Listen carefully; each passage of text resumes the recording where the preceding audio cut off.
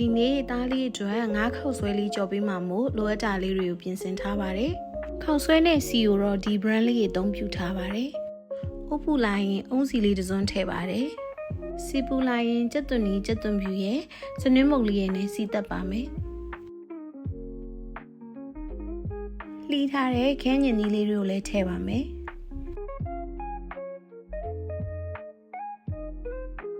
ခင်းညင်သီးလေးတွေနူးသွားအောင်ရေလေးနှင်းငယ်ထည့်ပါမယ်ပြီးရင်တော့ငါးသားလွှာလေးတွေကိုထည့်ပြီးတော့မှွေပါမယ်အသီးနှံအတွက်အာလူမုံလာဥနီနဲ့ဘူစားပဲတို့ကိုအသုံးပြုထားပါတယ်